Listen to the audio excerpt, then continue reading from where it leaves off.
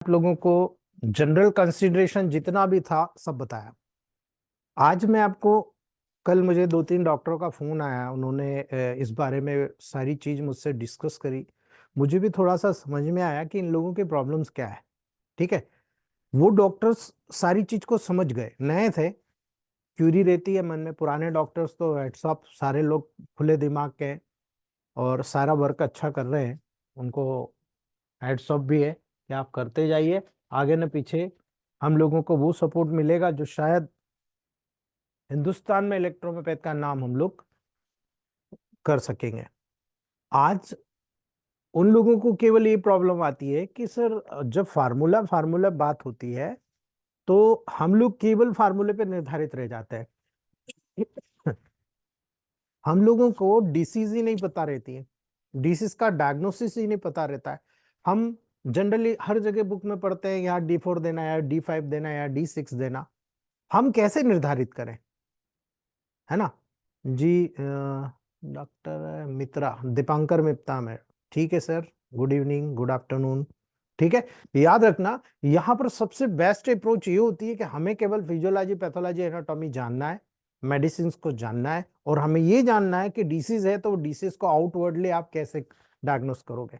Sign आपको देखना है, पेशेंट सिम्टम बता रहा है ना, साइन आपको देखना है, आपको डायग्नोस करना है कि ये जो पर्टिकुलर सिम्टम्स लेकर आया है ये किस रूप में लेकर आया है ना। उस डायग्नोसिस को कंफर्म करना है, जो बहुत सारे डॉक्टरों को पता होते हुए भी गलती करते हैं, है ना। मेरे कई सीनियर डॉक्टरों ने भी ये चीज देखी है, जहां पर कहीं ना कहीं किसी न किसी प्रकार से वहां पर जब किसी भी लेवल को टच किया जाता है तो कहीं ना कहीं मिस्टेक हो जाता है, मतलब हम लोग अपने आप पे बहुत ओवर कॉन्फिडेंट हो जाते हैं और उस दौरान हमसे गलती हो जाती है। उस गलती को कैसे सुधारें ये भी मैं आज बताऊंगा। ठीक है, लोकल और जनरल डिसीज क्या होती है, डोज और डायल्यूशन का पेशेंट के अकॉर्डिंग हम कैसे सिलेक्शन करें, ये उनका क्वेश्चन था कल वाले डॉक्टर का। ठीक है, इसलिए मैं वो बताना चाह रहा हूं दोस्तों। ठीक है, 2-3 मिनट हम देख लेते हैं, हमारे काफी मेंबर जुड़ने वाले हैं।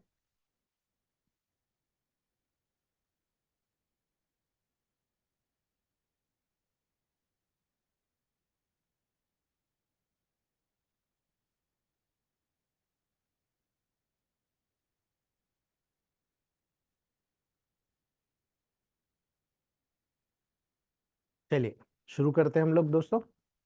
सबसे इंपॉर्टेंट चीज ये होती है कि आप क्वालिफाइड डॉक्टर्स हैं।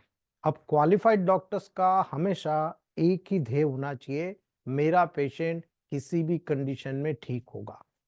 आपका कॉन्फिडेंस। जी Verma sir, good morning, good afternoon. हम लोगों का ध्येय ये होना चाहिए कि हमारा जो पेशेंट होता है रिकवरी कैसे प्राप्त करेगा। अगर हमें छोटी सी चीज भी मालूम होगी तो हम रिकवरी की तरफ ले जाएंगे, लेकिन अगर हमने उल्टा कर दिया तो अग्रावेशन होगा। एग्रावेशन अर्थात सिम्टम्स एकाएक बाहर आने लग जाएंगे। अब सिम्टम्स जब एकाएक बाहर आएंगे तो डिसीज को क्रिएट करेंगे। ठीक है, अब डिसीज होती क्या है, जब आपकी बॉडी का जो फंक्शन होता है बिल्कुल नॉर्मल चलता रहता है, आपके बॉडी के होम्योस्टैसिस, आपका मेटाबॉलिक प्रोसेस बिल्कुल नॉर्मल चलता रहता है ना, तो आपकी बॉडी ग्रोथ करती रहती है, आपको पता ही नहीं चलता है ना। आप बिल्कुल नॉर्मल कंडीशन में आपका डेली वर्क करते रहता है ना, ये नॉर्मल होता है। लेकिन जब कई हार्मोनी डिसहार्मोनी में कन्वर्ट होती है, यानी हम बाय मिस्टेक, मान लो आप कोई जॉब में है या आप कोई भी टेंशन में है या आप मान लो कोई भी मौसम चेंज हुआ, उस प्रकृति का चेंज आपके बॉडी पर आया, आप कैसे पता करेंगे कि हाँ प्रॉब्लम किस लेवल पर जनरेट हो रही है ना। ये जनरेशन ही आपको बताएगा कि वो लोकल पार्ट पे है या पूरी बॉडी में, है ना। तो डिसीज दो प्रकार से आपको कन्वर्ट करना है, एक लोकल डिसीज यानी किसी भी ऑर्गन से जुड़ा हुआ या किसी भी लोकल पार्ट से जुड़ा हुआ। अगर मान लो रेस्पिरेटरी इंफेक्शन हो रही है, तब आपको पता है अपर रेस्पिरेटरी, लोअर रेस्पिरेटरी होती है ना। डाइजेस्टिव इंफेक्शन है तो डाइजेस्टिव इंफेक्शन भी upper digestive tract, lower digestive tract होती है ना। रेस्पिरेटरी इंफेक्शन है तो आपको पता है दोस्तों अपर एंड लोअर रेस्पिरेटरी। ठीक है, इसी प्रकार से यदि कोई भी सर्कुलेटरी सिस्टम की प्रॉब्लम हो रही है तो हार्ट की तरफ है या हार्ट से है ना, ये प्रॉब्लम आपको देखना है। तो यहां पर जब भी इलेक्ट्रोपैथिक ट्रीटमेंट हम लोग करते हैं, हम लोग बाय मिस्टेक ये भूल जाते हैं कि हमारी बॉडी में दो प्रकार का सिस्टम काम कर रहा है ना। सबसे छोटा सेल, उस सेल से ये सबसे छोटी इकाई सेल, ऐसी कई सेल आपस में मिलकर एक टिश्यू का निर्माण करती है। ऐसे कई टिश्यूज आपस में मिलकर एक पूरे ऑर्गन का निर्माण करते हैं। ऐसे कई ऑर्गन आपस में मिलकर एक सिस्टम का निर्माण करते हैं, और ऐसे कई सिस्टम मिलकर एक बॉडी का निर्माण करते हैं। ये हमने बचपन से पैदा होते हुए मेल फीमेल के स्पर्म और ओवम से हमने फर्टिलाइज होते हुए सीखा है जेनेटिक लेवल पर। ठीक है, तो जिस कॉन्स्टिट्यूशन में आप पन रहे हो, है ना, डेवलप हो रहे हो, उसी कॉन्स्टिट्यूशन उसी टेम्परामेंट के अकॉर्डिंग डिसीज आपके बॉडी में डेवलप हो रही है। तो उसी के अकॉर्डिंग डिसीज भी दो प्रकार की होती है, लोकल डिसीज, जनरल डिसीज। ठीक है, बॉडी का एक स्मॉल पोर्शन अगर एबनॉर्मल स्टेट में जा चुका है तो आप समझ जाइए कि लोकल डिसीज है, उस पर्टिकुलर पार्ट तक ही सीमित है ना।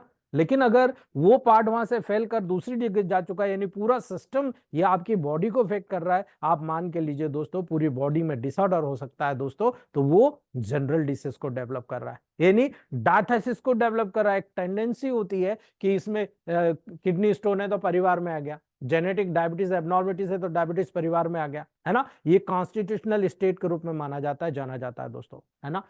यानी आदमी या तो एक्वायर्ड यानी खुद की गलतियों से प्राप्त करता है, या हेरिडिटरी यानी जेनेटिकल एबनॉर्मिटीज जो होती है, विरासत में जो हेरिडिटरी कैरेक्टर होते हैं, वो उस रूप में यहां पर मिला हो सकता है दोस्तों। ठीक है, जब भी डायथिसिस मौजूद होती है तो याद रखना दोस्तों, ट्रीटमेंट उसी को मुद्दा मान करके उसी के अकॉर्डिंग डायरेक्ट करके ट्रीटमेंट करना चाहिए, अर्थात हेरिडिटरी कैरेक्टर को पहले सिलेक्ट करना चाहिए आपको, है ना। याद रखना, कोई भी प्रोमिनेंट सिम्टम अगर आपको नजर आता है दोस्तों, है ना, कोई भी डिसीज का प्रोमिनेंट सिस्टम, जब आप डिसीज के लेवल पर आते हैं तो आपको नजर आता है ब्लड एंड लिम्फ।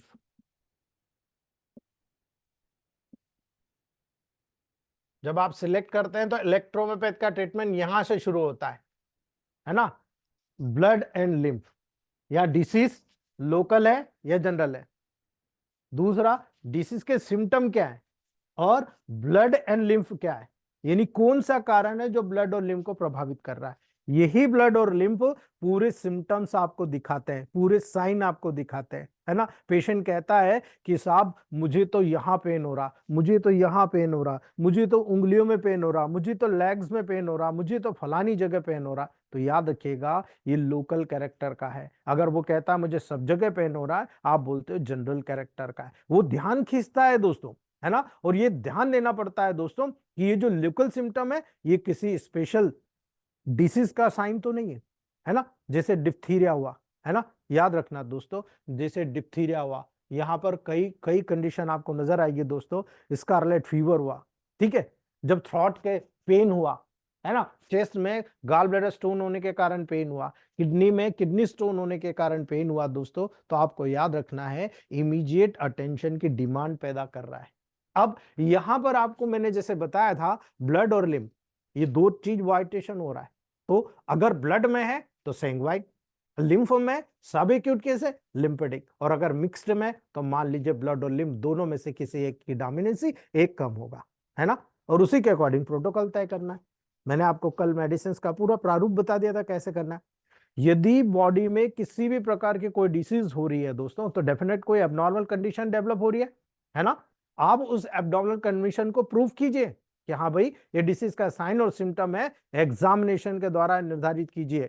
ठीक है, डिसीज का नेचर क्या है, बॉडी को कौन से ऑर्गन को कौन से सिस्टम को अपने अधिकार क्षेत्र में ले चुकी है, आप देखिए उसका लिंक किससे है ना। बॉडी को अगर आपको पता लग गया कि ये बॉडी है, ये ऑर्गन है, इसका ये काम है, इसका ये सिस्टम से लिंक है, और ये यहाँ पर ये काम करता है, अगर आपने पूरा सिस्टम पढ़ा हुआ है ना, आपको टेंशन लेने की जरूरत नहीं, आपको लिंक पता लग गया कि ये इस यहां से हुआ यहां जाएगा, यहां से यहां जाएगा, यहां से यहां जाएगा, इतने ऑर्गन्स इसके चपेट में आएंगे, है ना।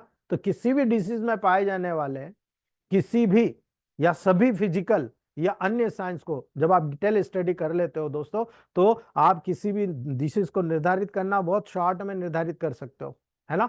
याद रखना, बहुत ही शॉर्ट में डायग्नोस कर सकते हो कि ये पर्टिकुलर, अभी जैसे मान लो आपको मेटाबॉलिक डिसऑर्डर डेवलप हुआ। अब मेटाबॉलिक डिसऑर्डर कैसे डेवलप होता है ना। याद रखना दोस्तों, मेजर ऑर्गन्स होते हैं 5, आपका मेजर ऑर्गन 5 होते हैं, स्टमक, लीवर, हार्ट, किडनी और पेंक्रियास। ठीक है, आप उसमें पेनक्रियास में आप जीआईटी में इंटेस्टाइन भी ले सकते हो, ठीक है। याद रखना, जब कभी भी क्या करते हैं हम लोग, टाइम से खाना नहीं खाते, टाइम से हम पानी नहीं पीते, टाइम से हम लोग निर्धारित ही नहीं करते कि हमारी बॉडी के हिसाब से कितना न्यूट्रिशन, कितनी कैलोरीज चाहिए, कितना वाटर कंटेंट चाहिए, है ना। याद रखना, आपका वाटर कंटेंट आपकी बॉडी की न्यूट्रलाइजेशन प्रोसेस को, आपके मेटाबॉलिक वेस्ट को बाहर निकालने में सबसे मेजर लाइन होती है। यदि आपने कम या ज्यादा पानी पिया, उसका इंपैक्ट आपके बॉडी में आएगा मेटाबॉलिक डिसऑर्डर के लेवल पर, है ना। यानी एनाबॉलिक और कैटाबॉलिक प्रोसेस लीवर के लेवल पर होती है। अब जब आपके लीवर पे एनाबॉलिक कैटाबॉलिक प्रोसेस ही नॉर्मल नहीं हो रही, आपके डिसीज होने के चांस बढ़ गए, है ना। यानी आपका पूरा निर्धारण माउथ से होता है, रेनस में जाके खत्म होता है। आप ढंग से पाचन करेंगे, आयुर्वेद शास्त्र कहता है कि 38 बार आपको खाने को पचाना है, मतलब काटना है, चबाना है, तोड़ना है ना। लेकिन हम कितनी देर में, 10 मिनट में खाना चख के रवाना हो जाते हैं। यानी हमारा डाइजेशन गड़बड़ है दोस्तों, है ना। ये डाइजेशन अगर आपको इंपैक्ट नजर नहीं आ रहा तो मान के चलिएगा ये पेशेंट को मेटाबॉलिक डिसऑर्डर डेवलप हो जाएगा। वो कैसे होगा? वो इस लेवल पर होगा दोस्तों कि यहां पर जब आप स्टमक के लेवल पर आप लेकर आ रहे हो, है ना, यहां से चबा लिया आपने माउथ के द्वारा चबाने के बाद में आपने इसोफेगस के माध्यम से स्टमक में डाल लिया, है ना। आपने कैसा चबाया? क्या उसको बहुत बारीक कर दिया, एमल्सिफाई कर दिया, बहुत बारीक तोड़ दिया? नहीं तोड़ा तो वो अधपचा आएगा, है ना। यहां पर उसी प्रकार से डाइजेशन होगा। तो स्टमक भी कब तक माउथ का डाइजेशन करेगा? आपके माउथ का काम है बारीक तोड़ना, उस तोड़े हुए को बर्न करके यहां से मेटाबॉलिक प्रोसेस शुरू करना स्टमक के गैस्ट्रिक जूस का काम है। लेकिन आप वहां पर माउथ का काम बिल्कुल प्रॉपरली नहीं कर रहे हो, और जब माउथ का काम प्रॉपरली नहीं होगा उसका पूरा लोड आप स्टमक पे डाल रहे हो। अब स्टमक पे लोड डाल दिया, स्टमक भी काफी दिनों तक कोशिश करेगा, लेकिन वहां फिर गैस्ट्रिक जूस की एबनॉर्मलिटीज डेवलप होने लग जाएगी।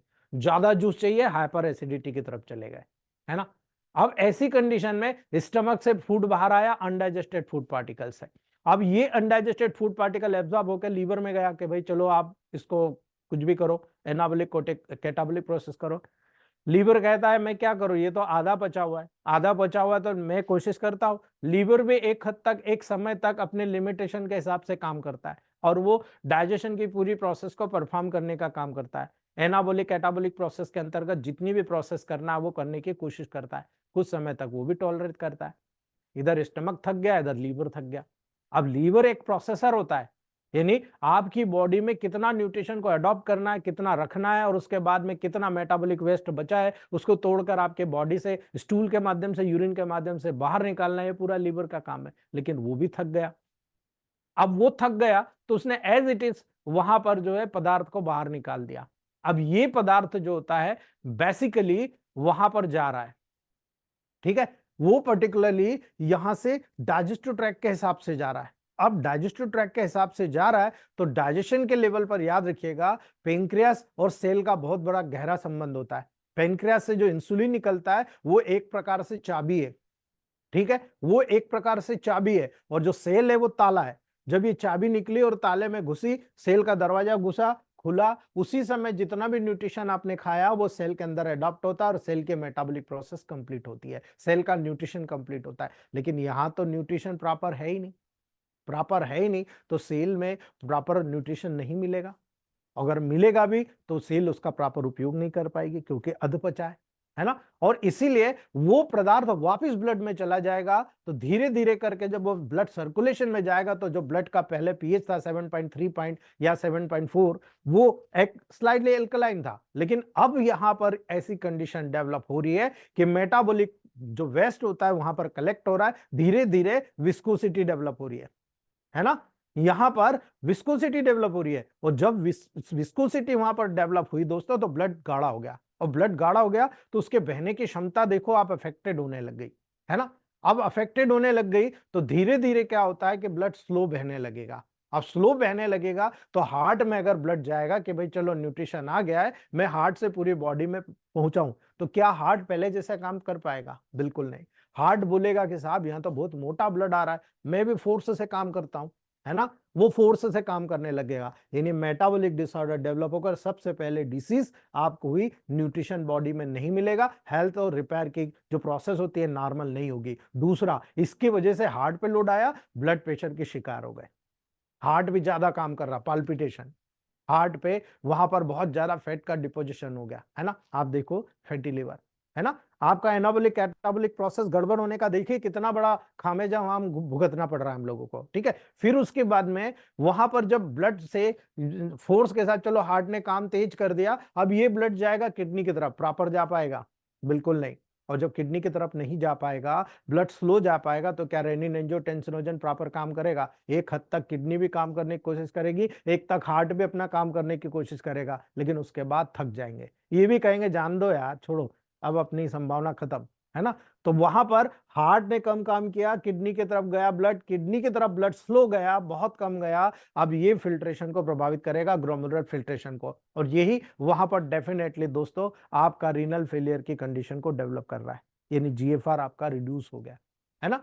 ये कंडीशन एक दूसरे से जुड़ी हुई है। यही मेटाबॉलिक प्रोसेस आपको हाइपोथायराइडिज्म की तरफ ले जाएगा, हाइपरथायराइडिज्म की तरफ ले जाएगा। यदि आपका बीएमआर बढ़ा, बेसल मेटाबॉलिक बढ़ा, तो आप हाइपरथायराइडिज्म के मरीज हो जाओगे। यदि आपका बीएमआर घटा, यानी डाइजेशन प्रोसेस जो मेटाबॉलिक डिसऑर्डर में घटती है, आप देखो आपको हाइपोथायराइडिज्म हो जाएगा। और आजकल जितने भी मरीज आपको नजर आ रहे हैं ना, इसका पीछे का कारण ये आपका 3 इंच की जीबान और ये पर्टिकुलर एब्डोमिनल एरिया, ये 100% रिस्पॉन्सिबल होता है। बगैर इसके आप क्यूर किए हुए, इनको साफ किए हुए, मेटाबॉलिक प्रोसेस को नॉर्मल किए हुए किसी भी डिसीज को ठीक नहीं कर सकते हो। आप अगर मेडिकेशन करोगे तो कुछ समय के लिए आपको ये लगेगा हाँ मैंने अचीवमेंट कर लिया, लेकिन फिर रिकरेंट हो जाएगा। क्यों? क्योंकि जड़ तो आपने ठीक करी नहीं, यानी मेटाबॉलिक प्रोसेस को आपने नॉर्मल करा नहीं, इसलिए वो वापस रिकरेंट होता चला जाएगा। इसलिए मेरा ये मानना है कि जब तक हम किसी ऑर्गन की फिलॉसफी को नहीं समझेंगे, कोई भी सिस्टम के फिलॉसफी को नहीं समझेंगे, आप देखिए यहां पर सारे सिस्टम इन्वॉल्वमेंट हो गए, respiratory system, digestive system, excretory system, circulatory system, यानी 1 by 1 सिस्टम सारे, स्किन तक में अफेक्शन आ जाएगा आपको, है ना। तो ये एक क्राइटेरिया होता है कि पहले हम लोकल और जनरल डिसीज को समझें, डिफरेंस करें, और उसके आधार पर ब्लड और लिम्फ को प्यूरिफाई करें, हम लोग तमाम डिसीज को क्योर कर जाएंगे। हमें किसी डिसीज का नाम लेकर नहीं ट्रीटमेंट करना, याद रखना, मैं फिर से कह रहा हूं, हम केवल ऑर्गन्स की फिजियोलॉजी, एनाटॉमी, पैथोलॉजी को समझें, और उस ऑर्गन के हर चीज को, जितनी भी डिसीज डेवलप हो रही है उसको समझने की कोशिश करें। You are the master of electrohomoeopathy, ठीक है। याद रखना, किसी भी डिसीज में पाए जाने वाले जितने भी सभी फिजिकल और साइंस होते हैं, जो सिम्टम्स होते हैं, वो उसके इंपॉर्टेंट होते हैं डिसीज के लेवल पर, है ना। वो उसकी डिसीज को निर्धारण करते हैं, है ना। इसीलिए संक्षिप्त में उसका अध्ययन करिए और उसको प्रोटोकॉल से वहां पर यूनिकली टच कीजिए। जैसे सबसे बड़ा उदाहरण बताता हूं आपको दोस्तों, पेन का, है ना। आप लोगों के पास जितने भी पेशेंट आते हैं, ज्यादातर पेन के लेवल पर आते हैं। आप ज्वाइंट पेन ले लो, एब्डोमेन पेन ले लो, हेडेक हो रहा, गैसेस के कारण भी होता है, इंडाइजेशन के कारण भी हेडेक होता है, टाइफाइड के कारण भी हेडेक होता है ना। आप स्किन डिसीज ले लो, स्किन डिसीज में भी आजकल पेन होता है कई जगह पर, है ना। तो याद रखना, एक साधारण से रूप में पाए जाने वाला लक्षण है दोस्तों पेन, है ना, जो कि किसी भी पेशेंट को ट्रीटमेंट के लिए प्रेरित करता है कि यार मुझे तो पेन हो सकता है कोई बड़ी प्रॉब्लम हो, तुरंत वो डॉक्टर के पास जाता है ना। कई मामलों में तो immediate modern science pain killer से उसको संतुष्ट कर देता है, ठीक है ना। अगर वो इसे हटा सकता है दोस्तों, तो जो बीमारी उत्पन्न हुई है ना, उसके शरीर से बाहर नहीं निकाला जा सकता। यानी आपने पेन को वहीं सबसाइड कर दिया। आपने क्या करा, दो तरीके हैं, है ना, दो तरीके होते हैं।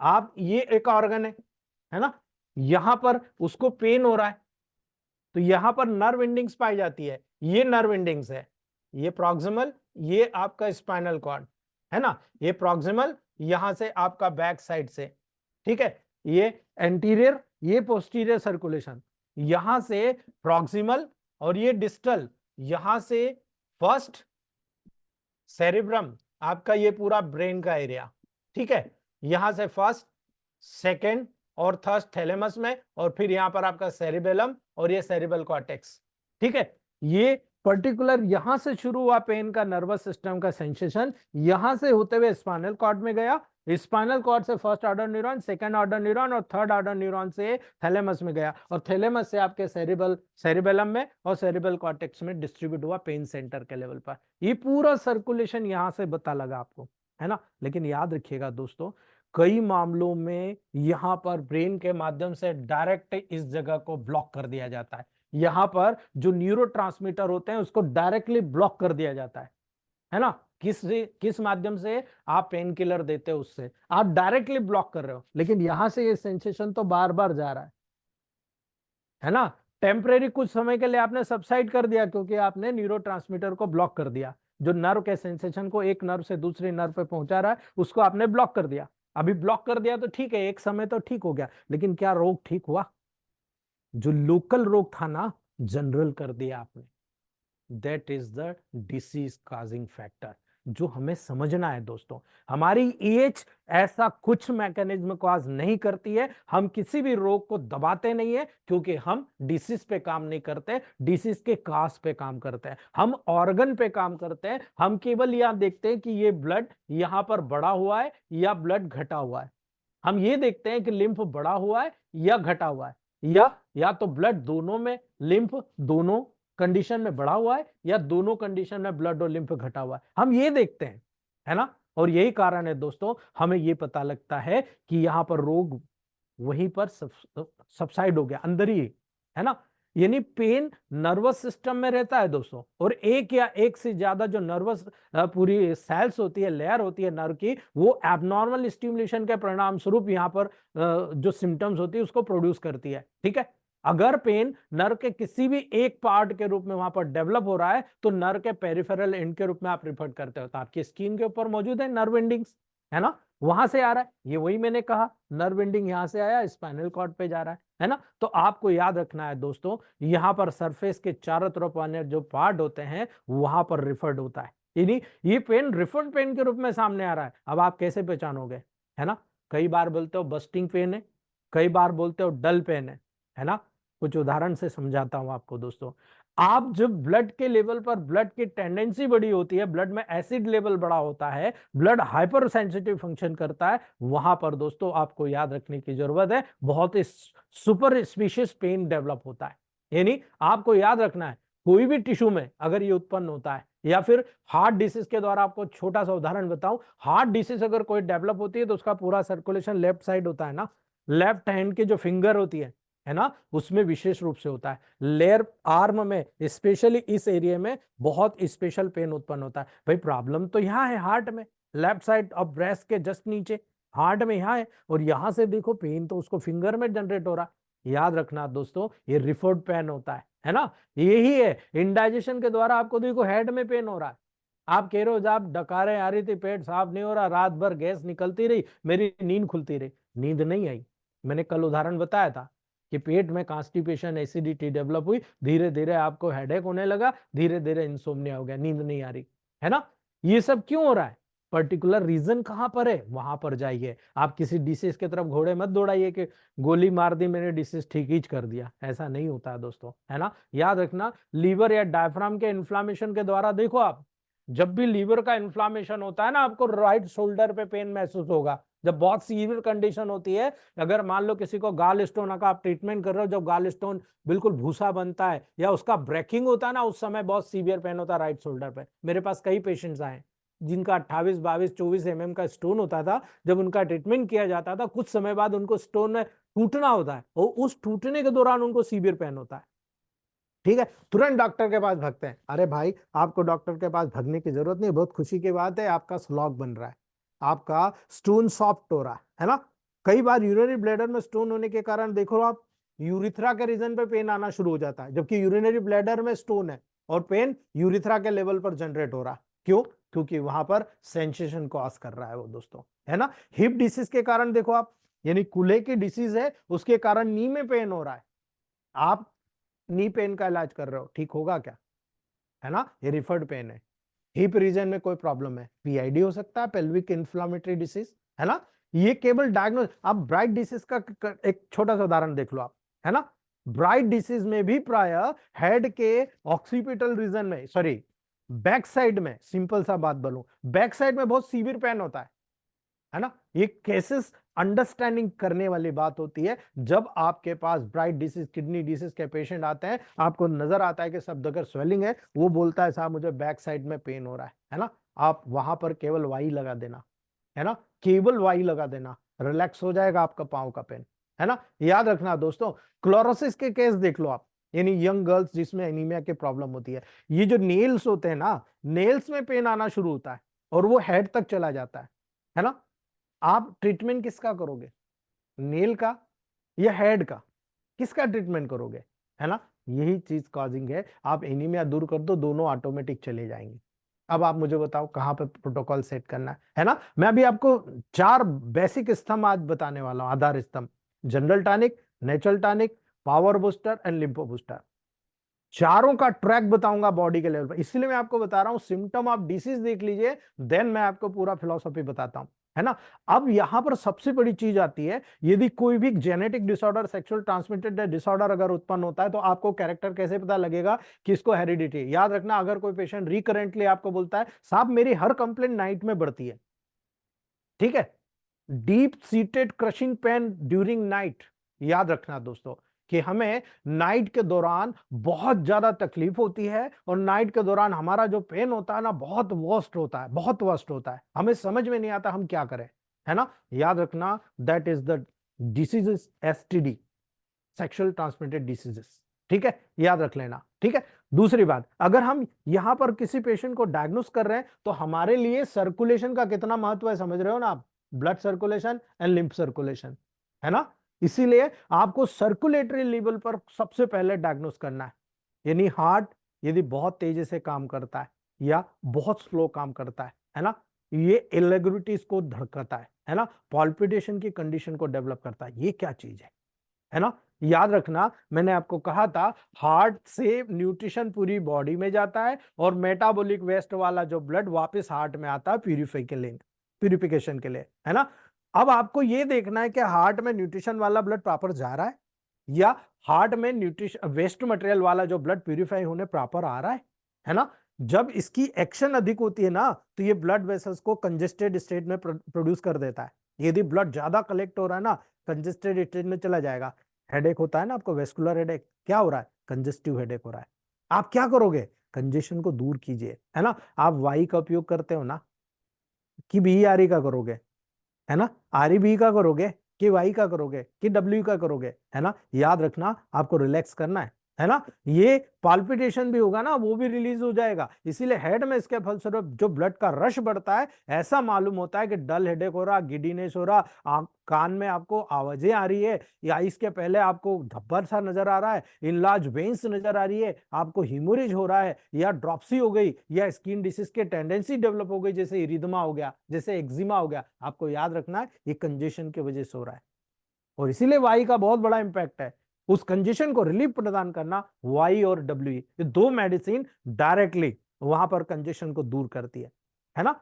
ये सब याद रखना, ये जितनी भी डिसीज बताई ना, ये कंजेस्टिव डिसीजेस है, यहां रिलैक्स कर दीजिए, आपका पेशेंट ठीक हो जाएगा, है ना, अकॉर्डिंग टू सर्कुलेटरी सिस्टम, यानी ये ब्लड से जुड़ा हुआ है सबका सब, ये सबका सब कंजेशन दर्शा रहा है, आप नेगेटिव कर दो मेडिसिन को और रिलैक्स कर दो, है ना। जिस आर्गन की मेडिसिन है, उस आर्गन की मेडिसिन के साथ वाई इलेक्ट्रिसिटी को जोड़कर, डब्ल्यू को जोड़कर आप प्रोटोकॉल प्रोवाइड करा दीजिए, आपका पेशेंट क्योर हो गया दोस्तों, ठीक है।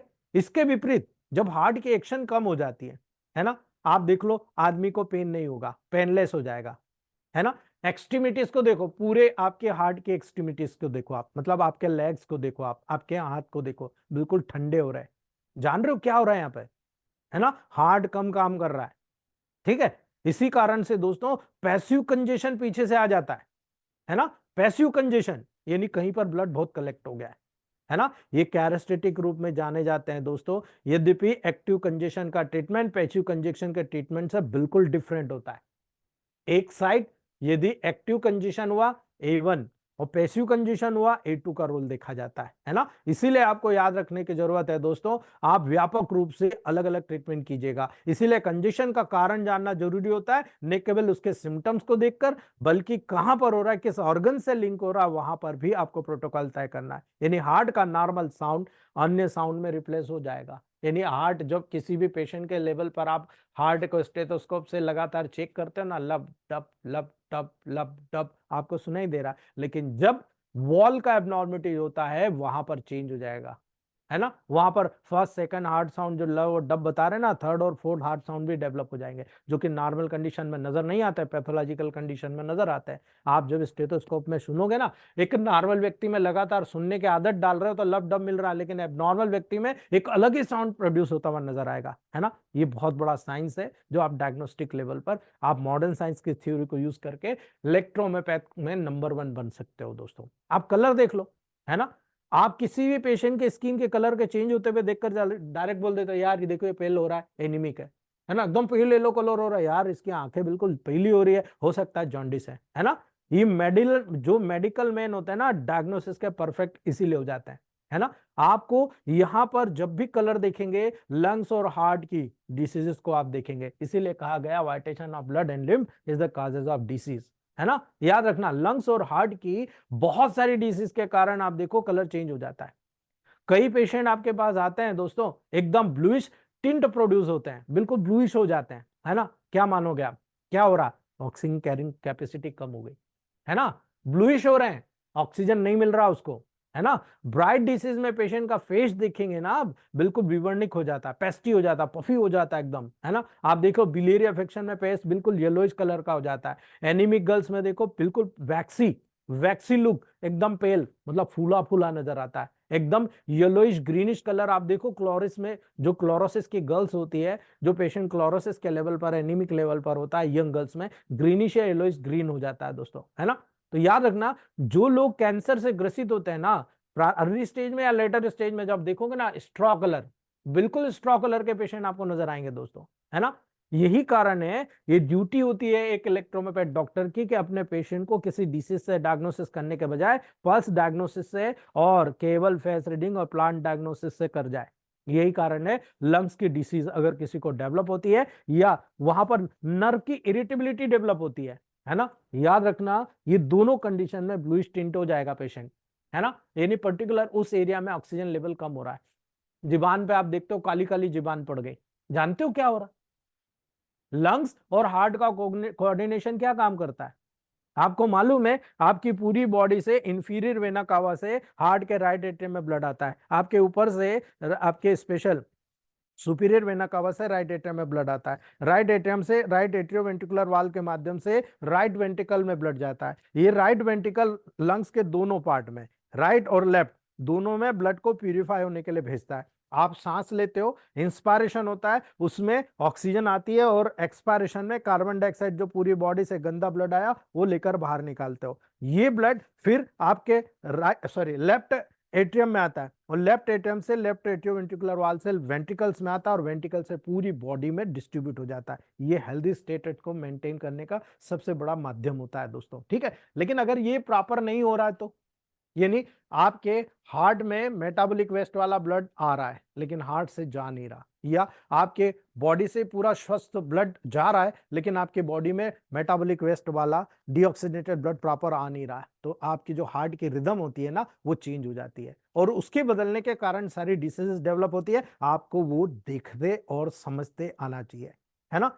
इसका देखना किस रूप में आप समझोगे, ब्रीदिंग डिफिकल्टी डिस्निया के रूप में, है ना। बहुत सावधानी से जब क्लोजली आप ऑब्जर्व करते हो लंग्स या ब्रोंकाई के डिसीज में आप देखते हो, आप ट्यूबरकुलोसिस देख लो, है ना, ब्रोंकाइटिस देख लो, रेस्पिरेटरी अपर एलर्जिक कंडीशंस देख लो, लोअर लंग्स की डिसीज देख लो, एबनॉर्मल फ्रीक्वेंसी होने पर ही आपको एनीमिया नजर आएगा, हिस्टीरिया नजर आएगा, आपको फीवर नजर आएंगे, है ना। आपको याद रखना, कार्डियक अफेक्शन जितनी भी होती है रेस्पिरेटरी और सर्कुलेटरी यानी हार्ट के बीच में लिंकिंग के कारण आती है। अब डिसीज किसी की भी हो सकती है, रेस्पिरेटरी की भी हो सकती है और आपके हार्ट की भी हो सकती है दोस्तों, ठीक है। ब्रोंकाइटिस में क्या महसूस होगा, आप जो चेस्ट में जाएंगे ना बहुत ज्यादा वेट महसूस होगा, टाइटनेस का सेंसेशन महसूस होगा, है ना। याद रखना, आपको एपोप्लेक्सी भ्रमी, आपको जब भी blood circulation proper rhythmic capacity में लंग्स और हार्ट में नहीं जाएगा, आपको चक्कर जैसा महसूस होगा, है ना। ब्रीदिंग एबनॉर्मलिटीज आपको देखने को मिलेगी, आपकी ब्रीदिंग स्लो होती चली जाएगी, डिफिकल्टी इन ब्रीदिंग, है ना। याद रखना, यही कारण है जब आपके कोई ऑर्गन अफेक्टेड होगा तो किसी भी ऑर्गन और हार्ट के फंक्शन की जो डिसीजेज होती है, जैसे अस्थमा हो गया, है ना, प्लूरा, पेरिकार्डियम में इफ्यूजन हो गया, प्लूरिसी हो गई, है ना, आपके मायोकार्डियम के लेवल पर पेरिकार्डाइटिस हो गया, है ना, डिस्निया हो गया, डिफिकल्टी इन ब्रीदिंग, ये सारे कैरेक्टर एक दूसरे से लिंक कर रहे हैं। कोई एक मेडिसिन से आप इसको क्योर नहीं कर सकते, क्योंकि ये जनरल डिसीज है। मैं इसीलिए आपको समझाने की उदाहरण सहित कोशिश कर रहा हूं दोस्तों, कि यहां पर आप जब भी इलेक्ट्रोहोम्योपैथ में ट्रीटमेंट करेंगे, लोकल डिसीज और जनरल डिसीज पे खास तौर से आप ध्यान दीजिए कि लोकल ऑर्गन है या पूरा सिस्टम इन्वॉल्व है। अगर सिस्टम इन्वॉल्व है तो कौन सा एक सिस्टम है या मल्टीपल सिस्टम है, तब जाकर आपका परफेक्ट इशू बनेगा कि हाँ, जैसे कल किसी ने बार बार मुझे कुछ प्रोटोकॉल्स मांग रहे थे, मैंने उनको यही बोला कि आपको कंफ्यूजन है, आप प्रोटोकॉल पूछ रहे हो लेकिन आपको डायग्नोसिस नहीं आता। आप टेम्परामेंट का डायग्नोसिस करना सीखिए, आपके प्रोटोकॉल बहुत ही मस्ट इंपॉर्टेंट हो जाएंगे, है ना, याद रखना दोस्तों। दूसरी बात, यहां पर टेम्परेचर का बहुत महत्व होता है ना। हेल्दी बॉडी का जो एवरेज टेम्परेचर होता है ना, जो आप एक्जिला से ले रहे हो, है ना, आप जो पर्टिकुलर एनस से ले रहे हो, हर आप माउथ से ले रहे हो, हर जगह पर चेंज होता है। आपके टेम्परेचर जो होता है बॉडी के एनवायरमेंट और एटमॉस्फेयर के एनवायरमेंट के लेवल पर हमेशा फ्लक्चुएट करता है ना। याद रखना, आप एक्जिला से लेते हो तो 98.4 डिग्री फ़ारेनहाइट आपको नजर आता है। तो रोजाना 1.8 से 2.3 फ़ारेनहाइट तक का राइज या फॉल होता है, बढ़ेगा या घटेगा डे के लेवल पर। जब आप नाइट में सोते हो ना, रिलैक्स हो जाती है आपकी बॉडी, मेटाबॉलिक प्रोसेस सब नॉर्मल हो जाती है, ठीक है, टेम्परेचर वहां पर कम हो जाता है, ठीक है। जब आप सुबह 2 बजे से सुबह 6 बजे तक का देखें, सबसे कम टेम्परेचर आपको देखने को मिलेगा। सुबह 2 बजे से सुबह 6 बजे तक का जो टेम्परेचर आपकी बॉडी का दिन भर का सबसे कम टेम्परेचर आपको मिलता है ना। सुबह 5 से 8 तक ये बढ़ना स्टार्ट करता है दोस्तों, है ना। ये 97.3 डिग्री फ़ारेनहाइट के लेवल पर पहुंच जाता है। उसके बाद 99.5 तक, प्राय 100 तक कई बार बढ़ जाता है, ठीक है। ये इस बात पे डिपेंड करता है कि आपकी बॉडी की मेटाबॉलिक प्रोसेस कितनी स्ट्रांग है ना, आप कितना वर्क करते हो, है ना। ये लिमिट के लेवल पर पास होता रहता है हर सिम्टम्स के आधार पर। ये जब आपकी बॉडी में कोई भी डिसीज डेवलप होती है, टेम्परेचर बढ़ता है। ये टेम्परेचर आपकी बॉडी में हीट का प्रोडक्शन करता है, इन्फ्लामेशन का प्रोडक्शन करता है, और inflammation is a protective process of our body. यानी इन्फ्लामेशन आपकी बॉडी को हेल्दी स्टेट में ले जाने वाला काम कर रहा होता है ना। इसीलिए आपको डरने की जरूरत नहीं है। फीवर आ रहा ना तो बहुत अच्छा है, लेकिन दिमाग में नहीं चढ़ना चाहिए फीवर, बस इतना याद रखिएगा आप दोस्तों। कोई भी सिस्टमिक डिसीज डेवलप हो रही है, इसका मतलब फीवर आ रहा है, ये याद रखना आप इसको, है ना।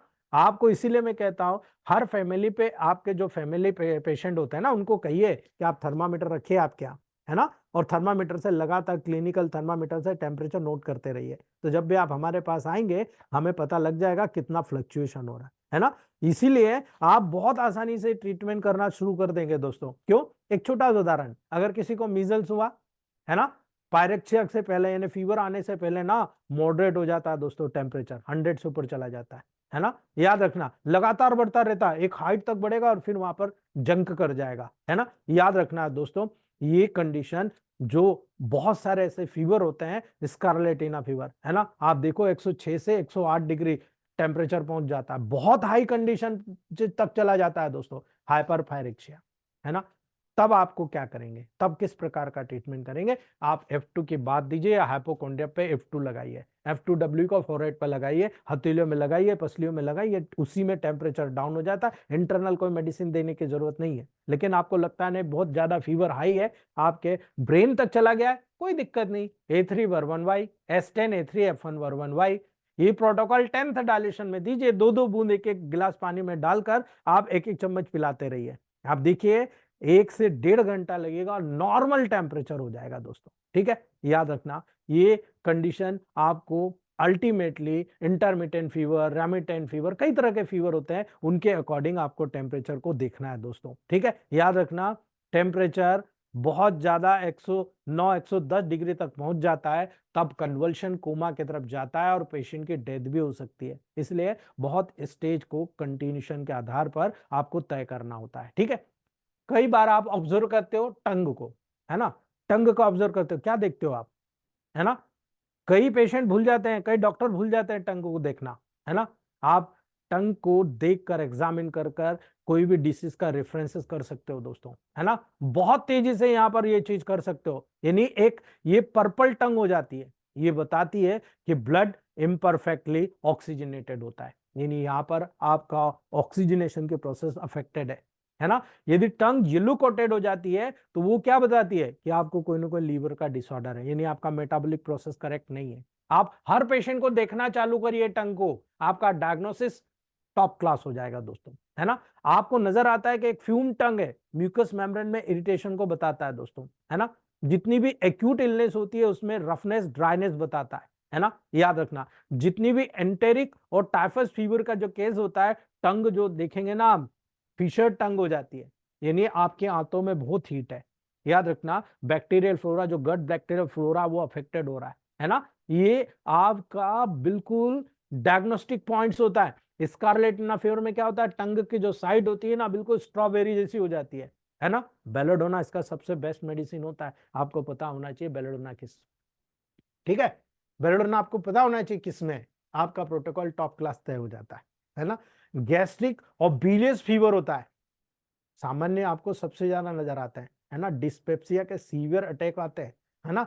वहां पर लगातार एसिड ऊपर आ रहा है, ठीक है, क्या होगा, आपके टंग पर एबनॉर्मली रेड कलर का वहां पर नजर आता है, ऐसा नजर आएगा बिल्कुल लाल गोल्डन गोल्डन एकदम रेडिश टंग आपको नजर आती है। ये डायग्नोसिस हो जाता है कि इसको एसिडिटी हो रही है, कंजेशन हो रहा है, बार बार थ्रोट का इरिटेशन बताता है। आप टंग के पैलेट पे, सॉफ्ट पैलेट पे, हार्ड पैलेट पर आप नजर करोगे, टॉन्सिस के रीजन में नजर करोगे, आपको कंजेशन, कैपिलरी कैपिलरी रेडिस कैपिलरीज नजर आएगी, आप बोल दोगे भाई इसको थ्रोट का इन्फेक्शन हो रहा है।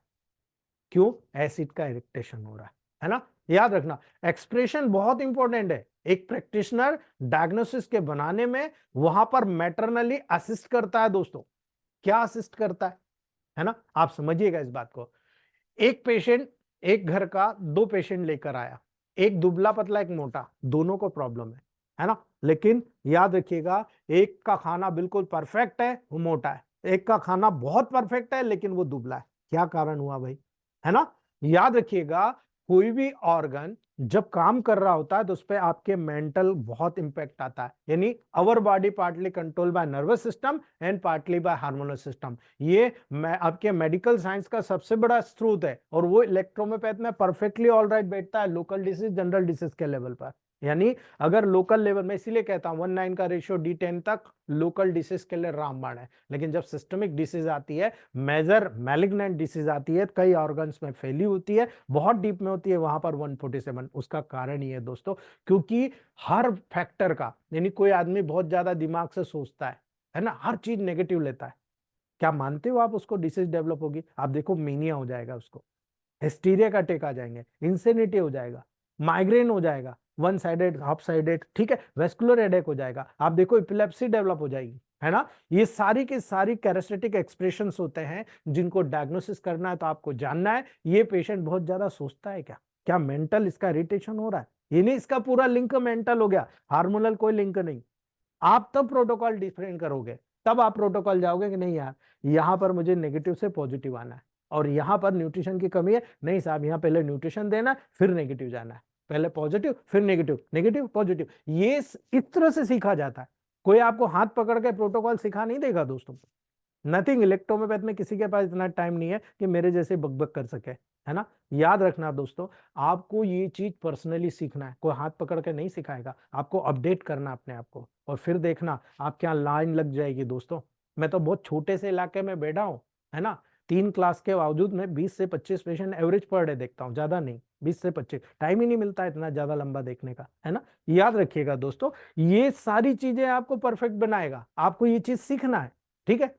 तो यहां पर बहुत सारे एक्सेप्शंस होते हैं जिनको नोट करने की आवश्यकता होती है, जो आपके टेबल प्रैक्टिस में चेंज लाते हैं दोस्तों, है ना। कैसे, आप इन्वेस्टिगेशन पे बिलीव करते हो, कितने लोग बिलीव करते हैं इन्वेस्टिगेशन पे।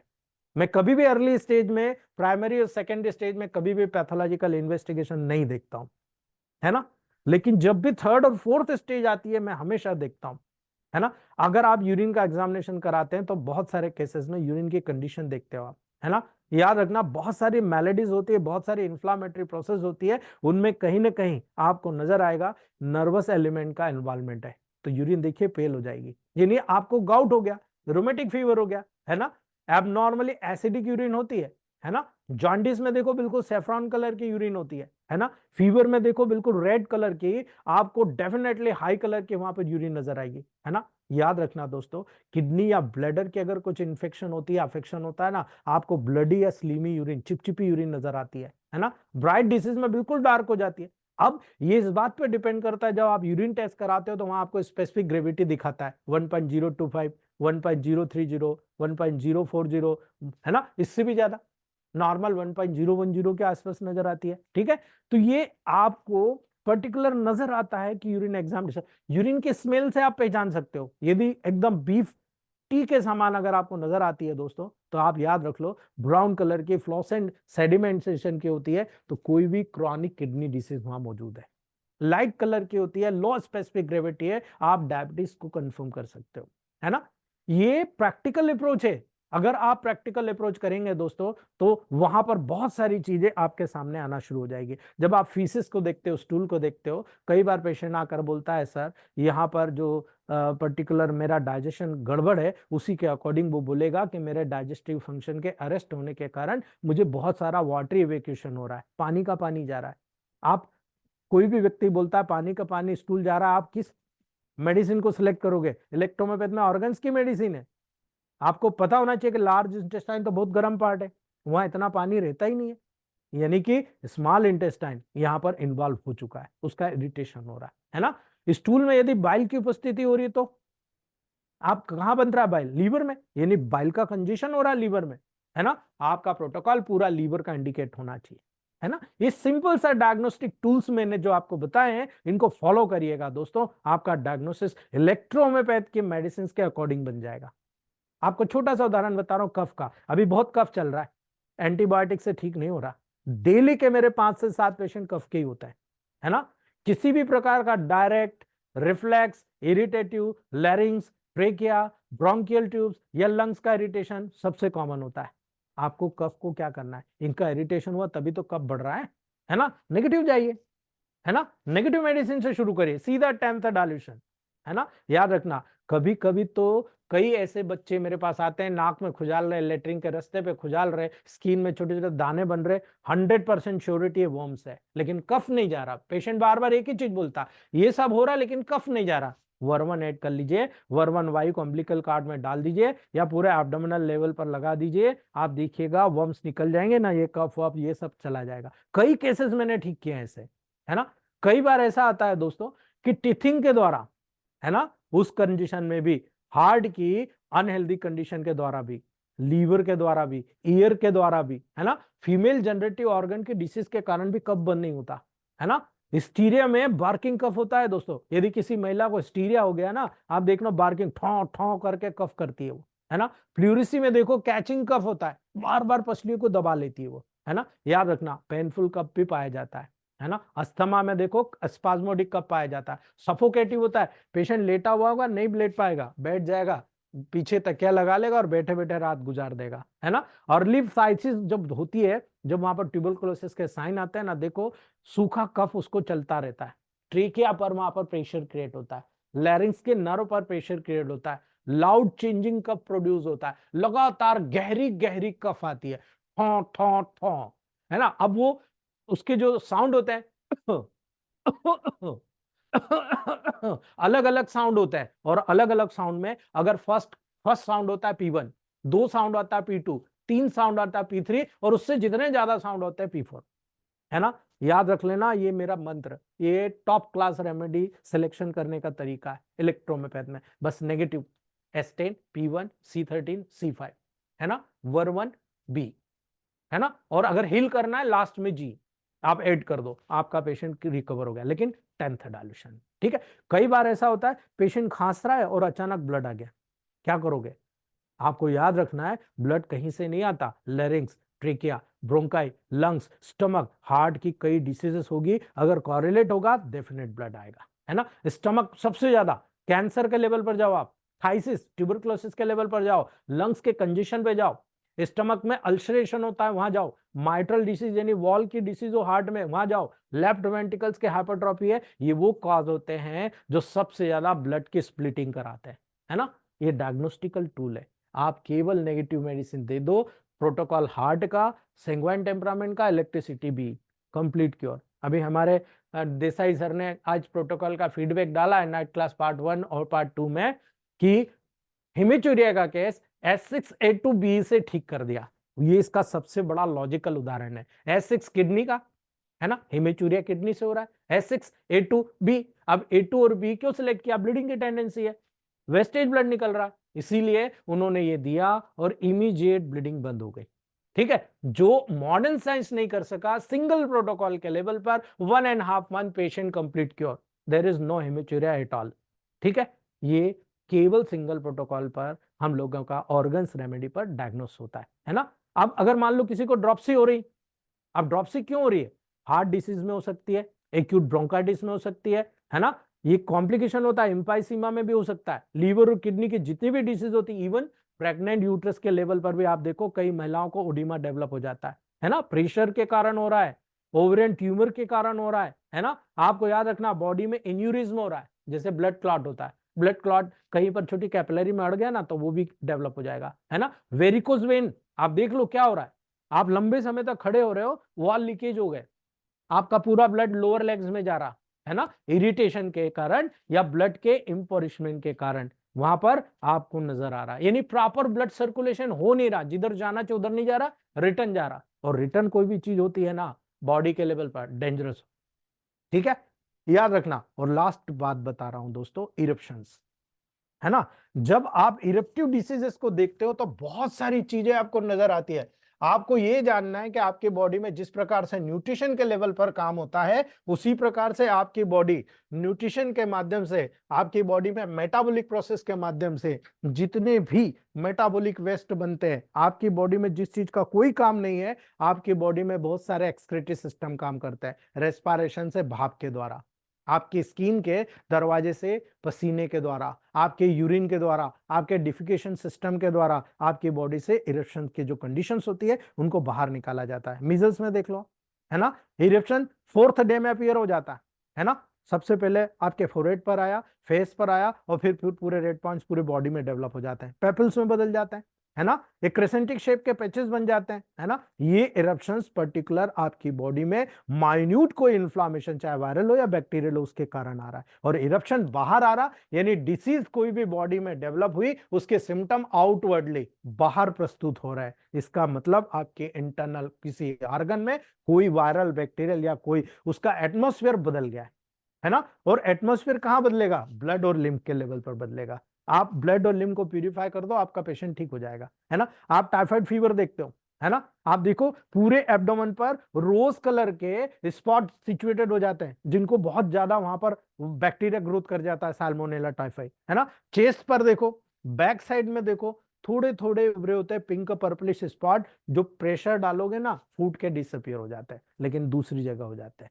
याद रखना, टाइफस में भी आपका वृष्ट, आपके एक्सिलर रीजन में, है ना, बहुत सारे इरप्शन निकल आते हैं दोस्तों। ठीक है, याद रखना, ये स्पेशली इरप्शन वहां पर बिल्कुल डस्की कलर के, रेड मॉटलिंग कलर के या मल्ट ब्लरी कलर के स्पॉट्स के रूप में डेवलप होता है। ठीक है, तो याद रखना, मेरा इतना जो ये लिटरेचर बताने का आपको जरूरत ये है कि कल किसी डॉक्टर ने मुझे फोन करके ये चीज कहा था कि हम सिलेक्शन कैसे करें, तो आज मैंने जो बताया आपको डिसीज के पूरे सिम्टम्स बताए कि ये इस रूप में आपको आता है। अब मैं कल आपको बताऊंगा, क्योंकि इतना समय नहीं है, डाइल्यूशन और डोज का निर्धारण कैसे किया जाता है ना। मैं आज आपको 4 प्रोटोकॉल बताता हूं, क्योंकि ज्यादातर लोग आप प्रोटोकॉल पे बिलीव करते हो, तो मैं आपको आज मेरी जो मेहनत है इतने साल की, वो 4 चीज दे रहा हूं आपको। General tonic, natural tonic,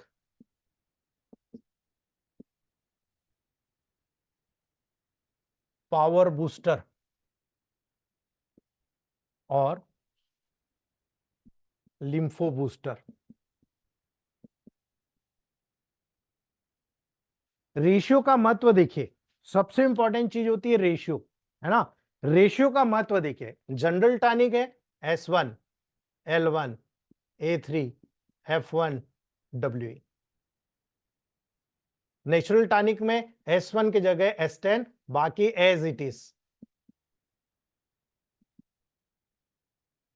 power booster में S1 L1 A1 F1 WE, अर्थात यहां पर A3 को हटा दिया गया, यहां पर A1 ऐड कर दिया गया। आप देखिए एक एक पर्टिकुलर मेडिसिन को हटाने से कितना पावर बनता है, और चेंजेस देखिए बॉडी में कहां जा रहा है, कैसे काम कर रहा है और किस ऑर्गन के किस लेवल को ठीक कर रहा है। Lympho booster S1 L1 A2 F1 W।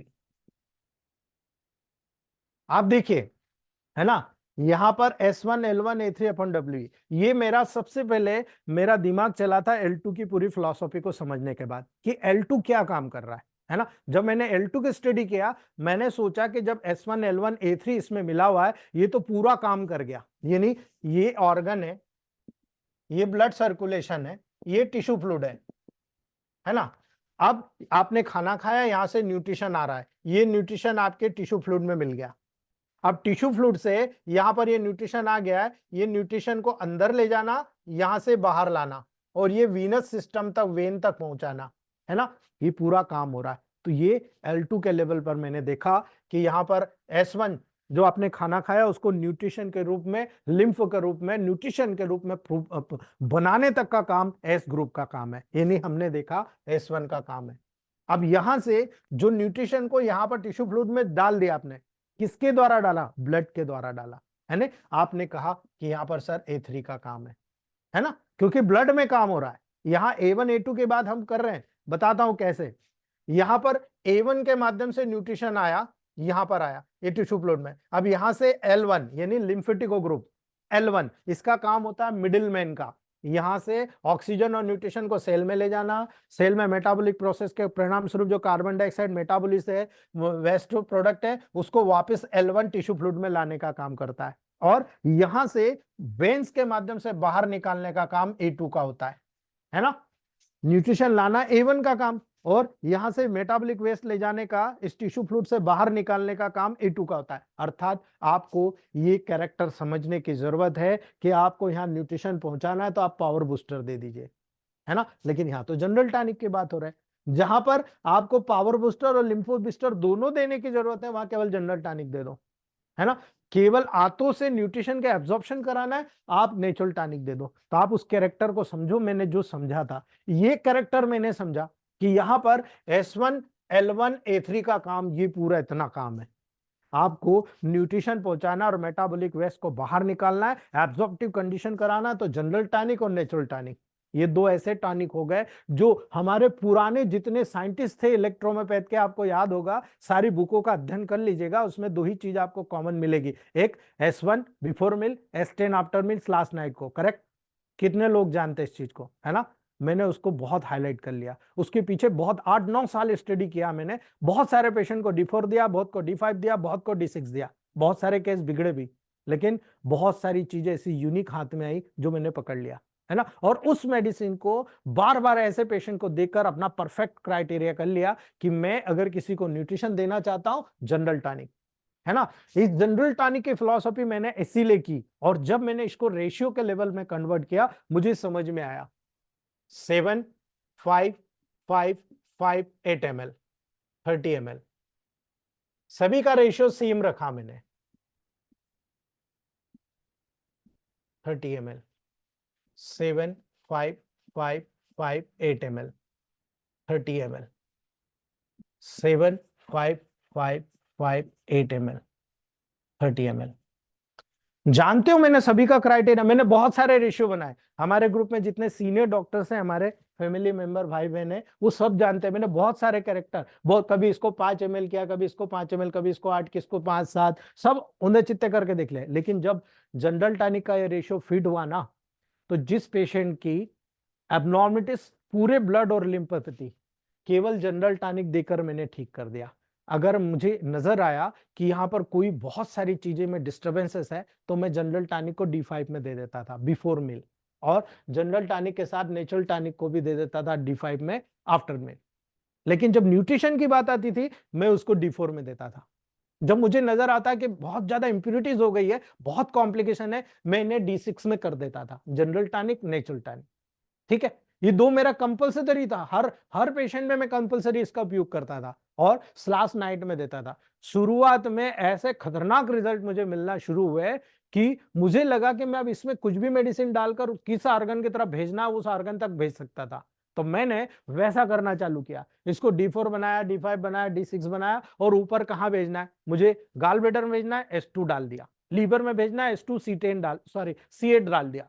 ठीक है, मुझे इसको जिस ऑर्गन की तरफ भेजना होता था मैं भेज देता था, लेकिन उसमें थोड़ा सा कॉम्प्लिकेशन लोगों को समझ में नहीं आता, लेकिन मैं बता रहा हूं जब ये चीज यहां पर न्यूट्रिशन पैदा करके यहां से वेस्ट बाहर निकाल सकती है तो सोचो कितना काम करती है ना। इसी में कुछ मेडिसिन डालकर मैंने एनीमिया ड्रॉप बना दिया, कुछ मेडिसिन इसी में डालकर मैंने हार्ट ड्रॉप बना दिया, और आज वो मेरा पेटेंट बन चुकी है। ठीक है, मैं टॉप क्लास लेवल पर उनका उपयोग करता हूं। आप में से कई डॉक्टरों को मैंने सिखा दिया है, वो आज इससे हजारों लाखों रुपए कमा चुके हैं। कुछ डॉक्टर तो 4 व्हीलर ले आए, वो यही कहते हैं 4 आधार स्तंभ पर मैंने गाड़ी खरीद ली सर, है ना। समझिएगा इस पूरी चीज को। ठीक है, ये 2 बता दिया। अब तीसरी बात, जहां आपकी बॉडी में हार्ट के लेवल पर काम करना है तो आप 2 चीज समझिएगा। हार्ट के लेफ्ट साइड में आपको मालूम है A1 का काम है, यानी आपकी पूरी बॉडी में लेफ्ट साइड में कोई भी डिसीज होती है, पावर बूस्टर। याद रखना, आपके लेफ्ट साइड ऑफ हार्ट में कोई भी डिसीज होती है, पावर बूस्टर। आपके लिम्फो बूस्टर, यानी आपके राइट साइड में कोई भी डिसीज होती है, लिम्फो बूस्टर। कैंसर जैसी कंडीशन, थ्रोम्बोसिस जैसी कंडीशन, एन्यूरिज्म जैसी कंडीशन, माइट्रल वॉल की डिसीज जैसी कंडीशन आपकी बॉडी में, वेरिकोसिल जैसी कंडीशन, या आपकी बॉडी में कहीं भी डिजनरेशन डिस्ट्रक्शन होता है, आप लिम्फो बूस्टर का उपयोग कीजिए। यानी आपको हार्ट की तरफ ब्लड लेकर जाना है और उसको प्यूरिफाई कराना है, लिम्फो बूस्टर। आपकी पूरी बॉडी में सर्कुलेशन बढ़ाकर, एनर्जी बढ़ाकर, ताकत डालना है, पावर बूस्टर। इसीलिए इनका नाम उसी तरीके से रखा गया है। ये लिम्फो बूस्टर लिम्फ को प्यूरिफाई करता है, प्योरली लिम्फ को प्यूरिफाई करता है। आप करके देख लीजिएगा, है ना। आप D5 में कोई भी डिसीज में जिनमें लिम्फ को प्यूरिफाई करना है, D5 में दे दीजिए। लिम्फ कम है, बढ़ाना है, D4 में दे दीजिए। लिम्फ बहुत ज्यादा है, कम करना है, आप D6 में दे दीजिए। जिस ऑर्गन के लेवल है उस ऑर्गन के फंक्शनल स्ट्रक्चर मेडिसिन आप डाल के दे दीजिए, यू आर द बेस्ट। आप टॉप क्लास रिजल्ट वहां पर ले जाएंगे दोस्तों। मैं मैक्सिमम केसेस में यहां पर इस फंक्शन को इस्तेमाल कर चुका हूं। अभी मैं क्या बताऊं, मेरे जितने सीनियर भाई बहन हैं वो इस चीज को बहुत अच्छे से जानते हैं कि इसने कितना पैसा दिया है हमको। ठीक है, याद रखना, ये 4 चीज का अभी हमारे पास 10 दिन भी नहीं हुए, अभी 20 दिन है हमारी क्लासेस को, फ्री क्लासेस को। मैं उम्मीद करूंगा इसको आप थोड़ा थोड़ा बनाइए, 30-30 ml में बनाइए, है ना, और स्पेशल इसका प्रयोग करना शुरू करिए। Before meal, after meal. जिनको आपके हार्ट के लेफ्ट साइड की डिसीज है, आप यहाँ पर पावर बूस्टर का उपयोग करें। राइट साइड, आप अगर आपके पास कोई पैरालिटिक पेशेंट आता है ना, बेल्स पाल्सी का पेशेंट आता है, लेफ्ट साइड का हो ना, पावर बूस्टर दे देना, राइट साइड का हो ना, लिम्फो बूस्टर दे देना। दोनों साइड का नजर आ रहा है, आप जनरल टॉनिक दे देना, नेचुरल टॉनिक दे देना, आपको कुछ करने की जरूरत नहीं है। यू आर द बेस्ट, क्योंकि ये लॉजिकल वे पे बना हुआ है। आपको यहां पर ऐसा मैंने ये स्रोत दे दिया है कि आपको टेम्परामेंट भी देखने की जरूरत नहीं पड़ेगी। ये 4 सिस्टम को आप समझ गए, आप देख लो यहां पर आपको लिम्फेटिक टेम्परामेंट की जो मेडिसिन है, S1 S10 ये सब मिला हुआ है ना। आप यहां देख लो सेंग्वाइन टेम्परामेंट की मेडिसिन सब मिली हुई है ना। आप यहां देख लो नर्वाइन टेम्परामेंट की मेडिसिन भी मिली हुई है। आप देख लो F1, है ना। यहां पर आप देख लो कि पूरा सिस्टम बिलियसो, नर्वाइनो, लिम्फेटिको, सेंग्वानो, सारा टेम्परामेंट इसके अंतर्गत आ गया, है ना। और अगर इसके अंतर्गत आ गया तो आपको टेम्परामेंट देखने की भी जरूरत नहीं पड़ेगी, आपका पेशेंट 100% ठीक होगा। बशर्ते ऑर्गन्स का डायग्नोसिस आपको करना है, और वो मैं कल बताऊंगा। इसीलिए मैंने आज ये 4 बता दिए कि इससे आप पूरी बॉडी की एक्टिविटी को स्ट्रांग कर सकते हो। और जितना स्ट्रांग आपको अगर देखना है ना, आप टॉप क्लास इस प्रोटोकॉल को यूज करिए। किसी पेशेंट को D4 में न्यूट्रिशन के बिहाफ पर दीजिए, किसी को न्यूट्रल में D5 दीजिए, और किसी को नेगेटिव कर दीजिए। आप देखिएगा आपका जो फंक्शन होता है वो 2 गुना बढ़ जाएगा, है ना। और जब 2 गुना बढ़ जाएगा तो डिसीज का इंपैक्ट फटाफट जाएगा, यानी ब्लड और लिम्फ को प्योर करने का काम बहुत तेजी से हो जाएगा, है ना। इसीलिए आपको मैंने कहा एक्यूट डिसीज है, इनको आप दोस्तों स्पेशली एक्यूट डिसीज में D6 में दीजिएगा। और अगर आपको न्यूट्रल करना है, हाइपर हाइपोएक्टिव कंडीशन है, D5 में दीजिएगा। और आपको लगता है कि नहीं न्यूट्रिशन बहुत कम है, आप सीधा D4 दीजिएगा। आप देखिएगा पेशेंट बिल्कुल रिकवरी स्टेज, क्रॉनिक लेवल पर आपको पेशेंट को हमेशा D4 से न्यूट्रिशन देना, क्योंकि आपका ऑर्गन जो होता है ना बहुत कमजोर हो गया होता है, वो किसी भी क्रॉनिक डिसीज से लड़ने की क्षमता ही नहीं है उसमें, इसलिए प्रॉब्लम होता है। आप प्रोटोकॉल कोई भी निर्धारित कीजिए, अगर आपने इसको निर्धारित किया और आपने किसी भी पेशेंट को दिया, और क्रॉनिक डिसीज वाले को D4 दिया, उसमें इतनी लड़ने की ताकत आ जाएगी कि जो चीज उसको सालों से थी 2-3 ज्यादा से ज्यादा 4 महीने के बाद आप अपने आप को देख लेना। पेशेंट बोलेगा साहब मुझे ऐसा लग रहा है कि मेरे में इतनी ताकत हो गई कि आप कोई भी डिसीज आ जाए मैं निपट लूंगा उससे, है ना। अगर ये क्राइटेरिया पेशेंट में डेवलप होगा ना, यू आर द बेस्ट। कितना पैसा चाहिए आपको, है ना। बस ये है 2 प्रोटोकॉल आपको एक्स्ट्रा देना पड़ रहे हैं, जनरल टॉनिक, नेचुरल टॉनिक, है ना। ये according to condition, left side of heart and right side of heart, या बॉडी के लेफ्ट साइड में पावर बूस्टर, आपके बॉडी के राइट साइड में लिम्फो बूस्टर, ये उसके अकॉर्डिंग डिसीज के अकॉर्डिंग सेलेक्ट करना है। और ये आपका general tonic natural tonic compulsory करना है। कुछ उसके आपको मैं कल जो बहुत ही लीजेंडरी प्रूवन प्रोटोकॉल्स है मैं कल बताऊंगा कि इनको चलाते कैसे हैं, ठीक है। जब मैं आपको बताऊंगा डिसीज का डायग्नोसिस करना और उसका how to determine dose, condition के अकॉर्डिंग कब कैसे कैसे डोज निर्धारित करेंगे आप। और वो डोज अगर आपने निर्धारित किया तो वहां पर आप कोई भी प्रोटोकॉल बेस के रूप में बनाएंगे, वो बेस किस रूप में काम करेगा, क्या वो न्यूट्रिशन करेगा, क्या वो किसी डिसीज को क्योर करेगा, या प्रेजेंट कंडीशन में जो भी सिम्टम लेकर पेशेंट आया है उस सिम्टम के अकॉर्डिंग आपको प्रोटोकॉल बनाना, तो डेफिनेटली उस सिम्टम के अकॉर्डिंग आपको प्रोटोकॉल बनाना है दोस्तों, ठीक है। तो आज हम यही समाप्त करते हैं। अगर आप लोगों में से किसी को कोई क्वेश्चन ही है दोस्तों तो आप लोग पूछ सकते हो।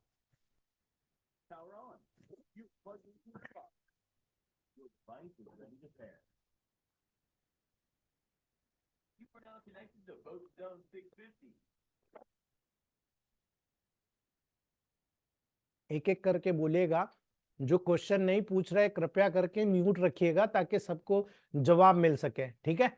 जी अनिल सिंह सर, आपने शुरू से हैंड राइज कर रखा था, प्लीज आप क्वेश्चन पूछिए। Good noon sir. जी गुड आफ्टरनून सर, बोलिए। सर मैं जो आप कल की क्लास में बता रहे थे ना जितेंद्र सर से जो बुक्स लेने के लिए, तो सर उनका पर्सनली नंबर मिल जाएगा ताकि उनसे कांटेक्ट करके वो बुक्स जो है सर हम ले टेलीग्राम पे सकें। डाल दिया है जितेंद्र सर ने, आप टेलीग्राम पे चेक कर लीजिए, ठीक है अच्छा अच्छा, जी जी जी। ना, ठीक है। जी नमस्कार अतुल, सर। तो सर नमस्ते Atul Jain sir. Sir doctor नमस्कार। जी नमस्ते। सर जो ये जीटी वगैरह जो हमारे टॉनिक साइन में जो कॉम्बिनेशन है 7 ml 5 ml, जब ये 30 ml हो जाएगा तो उसमें कोई स्ट्रोक्स तो लगाने हैं कि नहीं लगाना है कोई स्ट्रोक? सर आपको कोई भी बेस बनाने के बाद 10 स्ट्रोक लगाना है, 10 स्ट्रोक, जी ठीक है। ठीक है सर, आप ठीक है पहले सर। इनको D3 में बनाइए अलग जी अलग, है ना। जी जी जी उनमें आप जो कंपनी के मेडिसिन ले रहे हैं, जैसा स्ट्रोक लगाने का बोलते हैं नहीं बोलते हैं उस हिसाब से बनाइए। ठीक उसके है, बाद जब इनको आप मिक्स कर लेते हो तो 10 बार आपको स्ट्रोक देना है। ठीक उससे है क्या सर। होगा, इसके मॉलिक्यूल्स आपस में मिक्स हो जाएंगे, ठीक है। जी जी क्योंकि देखो जी एक 7 है, एक 8 है और 3 5 है। एक 7 है वो एक क्राइटेरिया तय कर रहा है कि मुझे किधर जाना, 8 नंबर कह रहा ठीक है मैं आपको प्रेशर कर रहा हूं, और जो बीच वाले 3 है 5-5 ml वो एक निर्धारित वे में, है ना, जी लिम्फ और ब्लड का निर्धारित वे मेंटेन करेंगे। यानी जी एक न्यूट्रिशन दे रहा है, एक प्यूरिफिकेशन कर रहा है और एक नर्वाइन लेवल पर जा रहा है, ठीक है। मैं कल जी बताऊंगा। ठीक है सर, थैंक यू। जी जी निमिका मैम, नमस्कार सर। डॉक्टर नमस्ते निमिका सर। जैन मैम। जी जी सर। सर एक फीमेल है, उनका हीमोग्लोबिन लेवल हमेशा कम रहता है, आज अभी गुड नॉन रिसेंटली सर। 7.5 है। हाँ और उनको कोई डिसीज मतलब कोई ब्लड टेस्ट में कुछ भी डिफॉर्मिटी और कुछ नहीं है, नर्वस टेम्परामेंट है उनका। चलिए, तो आपको सर ये 10 दिन दोनों। का मैडम आपको 10 दिन का चैलेंज देता हूं मैं, है ना। जो मैं सर कल बताने वाला था वो मैं आज आपको बता रहा हूं, है ना। आप अभी के भी उसको बुलाइए और उस पेशेंट को ये मेडिसिन दीजिएगा। जनरल टॉनिक को, ये जो दिख रहा है ना जनरल टॉनिक, इसको जी सर। D4 बनाइएगा, ठीक है। जी इसको D4 बनाइएगा। A3 की 10 ड्रॉप और WE की 20 ड्रॉप और इसमें डालिएगा आप, ठीक है। Okay sir. यहाँ पर ये आपको बनाना है इस रेशियो में, इसको D4 बनाना है और D4 बनाने के बाद A3 के 10 ड्रॉप और W के 20 ड्रॉप बना डालना है, 10 स्ट्रोक देना और पेशेंट को 15-15 बूंद 4 बार देना है, करेक्ट। पहली ओके बात। सर।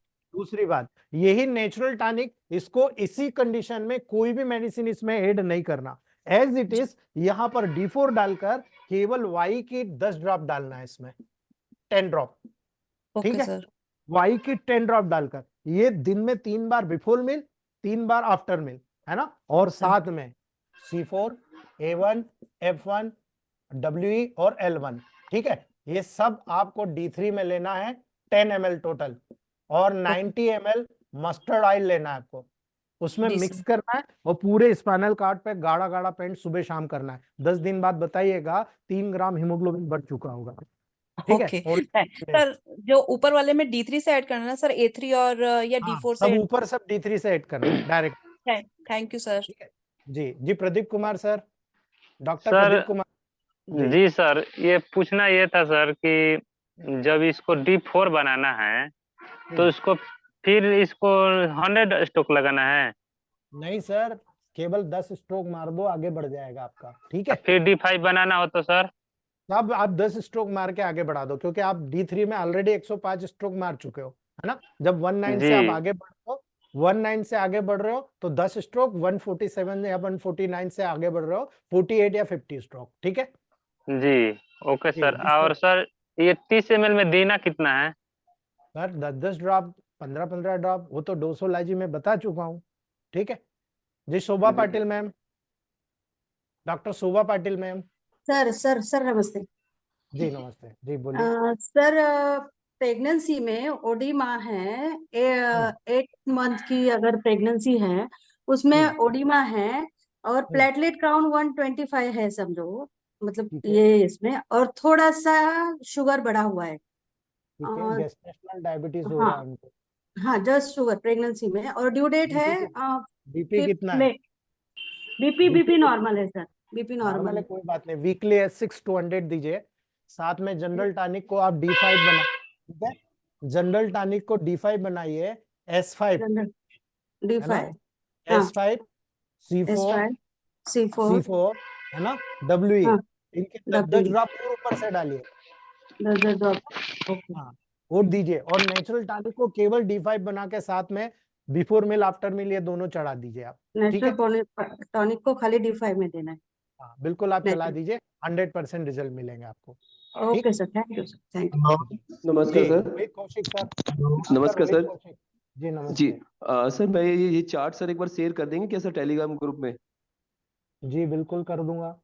सर सॉरी, मेरी कल क्लास छूट गई थी तो सर वो मुझे मिल नहीं पाया सर कल का भी। ठीक है थैंक यू सर। जी। Thank you sir. मैं आपके सर डायलूशन यूज करो और वेरी अनबिलीवेबल रिजल्ट है सर। थैंक यू जैसे जैसे सर। आप बता रहे हैं ऐसे मैं यूज करता था, अनबिलीवेबल रिजल्ट सर, जिसको मतलब मैं जी रोहित कर सर, नहीं पाएगा। सर हमारे ग्रुप में थैंक यू कोई सर, भी thank you so much sir. जी रोहित सर, हमारे ग्रुप में कोई भी, हमारी फैमिली में जो भी चीज शेयर की जाती है ना, जब तक हम जी 100 सर। में से 80% ठीक नहीं करते हैं ना, तब तक हम लोग जी सर। शेयर नहीं करते हैं। और हमारे ग्रुप की विशेषता है, आप जितेंद्र सर के जब हमारे मुझे ही नहीं पता था, जितेंद्र सर ने मुझे सरप्राइज गिफ्ट किया था हमारे सेमिनार में। मेरे जी फर्स्ट सर। सेम का पूरा बायोडाटा बना के विथ प्रोटोकॉल, जितने मैंने प्रोटोकॉल्स बताए, लोग प्रोटोकॉल बात करते हैं, मैंने इतना खोल के रख दिया है। सारी चीज जितेंद्र सर के पास उस लिटरेचर में मौजूद है, और मेरा कोई संबंध नहीं, ना मेरा उससे कोई लेना देना। जितेंद्र सर की मेहनत है। मैंने उनको कहा आपको जिसको देना हो दे दीजिए, जितेंद्र सर से कांटेक्ट कीजिए, मिल जाएगा आपको।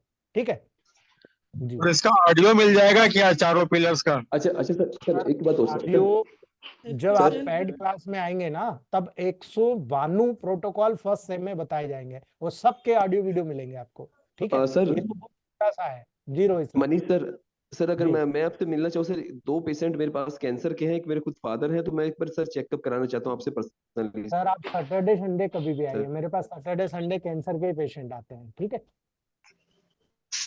जी सर, ठीक है नमस्कार। सर। सर जगह बताएंगे आपका राजस्थान में सर, आप व्हाट्सएप हेलो पे राजस्थान सर। में मैसेज किस जगह कर सर? दीजिए, मैं एड्रेस सेव कर दूंगा आपको। ठीक है hello thank you sir, sir. Thank you so much sir, thank you so much. जी हेलो जी जी सर। जी सर, एक पेशेंट है, उनका आपरूपी पेशाब निकल रहा है, एज है उनका 50 ईयर्स। जी, क्या निकल रहा? पेशाब अपने आप से निकल रहा है, यूरिन। क्या प्रॉब्लम है उनको? डायग्नोसिस क्या बोल रहा है आपका? टेम्परामेंट क्या है डायग्नोसिस पेशेंट का? उनका प्रोस्टेट में दिक्कत है सर। टेम्परामेंट क्या है? आरी का अप्लाई कर दो प्रोस्टेट पर आप। टेम्परामेंट क्या है उसका? पेशाब ज्यादा आ रहा है सर। हाँ, तो आरी का अप्लाई कर दो प्रोस्टेट ग्लैंड पर। ठीक है, और बैक साइड में जो सेक्रल ग्लैंड है उस पे वाई का अप्लाई कर दो आप। ठीक है जी सर। जी जी। Doctor Girish sir. सर जी नमस्ते। नमस्ते गिरीश सर। सर बहुत बढ़िया सर, क्लास तो बहुत बढ़िया चल रहा है। जी गिरीश सर।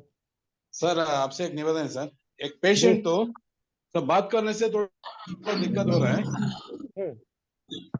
सर बात करने से लाइक विकल जैसे आता है सर, लाइक शक्ति शाह शाह शाह शक्तिवेल, ऐसे ऐसे बात करते हैं सर। उसको क्या ठीक है जनरल टॉनिक और नेचुरल टॉनिक दे सकते हैं सर? सर, आप तुतला के बोलता है क्या वो, हाँ सर। है ना? S5C13B उसकी मेन मेडिसिन है sir. S5C13 B B. B5 में चला दो आप, जनरल टॉनिक नेचुरल टॉनिक को अलग से देकर साथ में चला दो, करेक्ट हो ओके। जाएगा वो। D5 में जी देना सर? हाँ, D5 में न्यूट्रल करना है ना सर। हाँ सर। जी जी, okay doctor sir, Praveen Kumar ji. Girish sir, thank you. Praveen धन्यवाद कुमार सर, धन्यवाद, नमस्ते। जी गिरीश जी, प्रवीण कुमार सर। प्रवीण सर, गिरीश का वाला जो बेंगलुरु वाला है। हेलो जी। Pawan Grover sir, doctor Pawan Grover sir. Hello. हाँ जी। मैं अनिल सिंह बोल रहा हूँ सर। एक पेशेंट है, उनका प्रोस्टेट ग्लैंड एनलार्ज है और 62 ईयर एज है, शुगर भी है उनको, क्रिएटिनिन लेवल भी बढ़ा हुआ है उनका। जी नमस्कार सर। कहते हैं कि जनरल टॉनिक में भी केवल एस्टेल बाकी पीछे सब है, तो सर बाकी तो सब मेडिसिन डबल जाएगा सर। हाँ जी सर। अनिल सर, इसमें आपको S6C6 वेन1G का प्रयोग करना है नेगेटिव में, ठीक है? अच्छा S2C2C17G का प्रयोग करना है 200 डालूशन में। ये दो मेडिसिन चलाइए और प्रोस्टेट ग्लैंड पर आरी का अप्लाई कराइए, बहुत अच्छे रिजल्ट मिलेंगे आपको, हाँ, ठीक है? उनका सर, उनका नर्वस वीकनेस है थोड़ा, और जी बोलने में वो थोड़ा। कवर हो जाएगा। आप जनरल टॉनिक नेचुरल टॉनिक शुरू कर दीजिए before meal after meal, neutral करके D5 में, बहुत अच्छे रिजल्ट आ जाएंगे आपको, अच्छा ठीक है? अच्छा जी, थैंक जी यू। जी जी। तबस्सुम मैम, जी सर, ये तबस्सुम मैम जीटी और एनटी के हैं सर। जी सर जी बोलिए। ये जीटी और एनटी के जो है तो सेकंड और थर्ड डायल्यूशन में भी अच्छे रिजल्ट है सर। मेटाबॉलिज्म को एकदम नॉर्मल कर देता है। हेड्स अप मैम, बहुत कम लोगों से सुनने को मिलता है। आपने पकड़ लिया उसकी पूरी प्रोसेस को, ठीक है? अब अगर आप इसको चलाना सीख गए ना, तो आप मान के चलो अगले साल नई गाड़ी लेकर आना आप, ठीक है? ठीक है सर, बहुत बढ़िया थैंक यू सर। जी। Doctor Kumar sir, doctor Kumar good morning Navjul sir. जी, good morning sir. Good sir morning sir. कल का आपने प्रोटोकॉल बताया सर S2RE और C2GE का। जी तो सर ये कौन सा डाइल्यूशन में देना है सर पेशेंट को? अकॉर्डिंग टू कंडीशन आप देखो, नेगेटिव हो तो पॉजिटिव, पॉजिटिव हो तो नेगेटिव। मतलब वीकनेस काफी ज्यादा है उसको, इस प्रॉब्लम जिसके लिए बताया था उसने।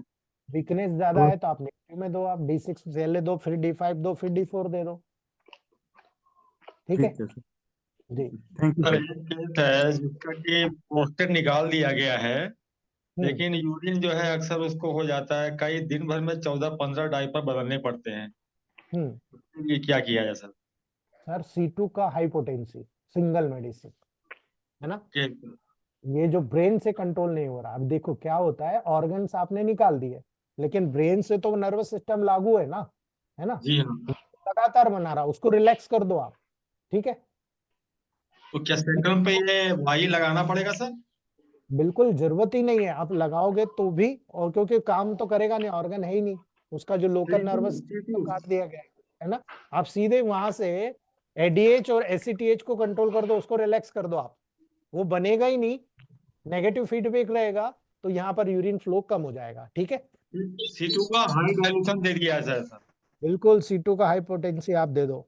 C2 और C17 दो ऐसी मेडिसिन है जो यूरिथ्रा और यूरिनरी ब्लैडर के जितने भी फ्लक्चुएशंस होते हैं, यदि यूरिन कम आ रही है तो इनको पॉजिटिव दे दो, यूरिन ज्यादा आ रही है तो इनको नेगेटिव दे दो, ठीक है? Thank you sir, very much, thanks. जी जी हेलो जी सर, नमस्ते। नमस्ते। सर एक टाइफाइड का पेशेंट है सर, उसके लेफ्ट साइड में हाथ में और पैर में बिल्कुल बहुत ज्यादा दर्द रहता है। टाइफाइड के पेशेंट में आंख में और लेग में पेन होता है ना? आंख में नहीं सर, लेफ्ट साइड के हाथ में और पैर में। हाथ में और पैर में, ये तो नर्वाइन हो गया सर, ठीक है? ये नर्वाइन हो गया, आपको नेगेटिव मेडिसिन जाना है, S10 C10 वर्वन YB, ठीक है? D6 में दे दो आप, है ना? आप जनरल टॉनिक नेचुरल टॉनिक को D6 में दे दो, बहुत तेजी से ठीक हो जाएगा पेशेंट आपका, ठीक है? Thank you sir, thank you sir. जी जी ठीक है दोस्तों, आज हम यहीं रखते हैं। Thank you sir, good night.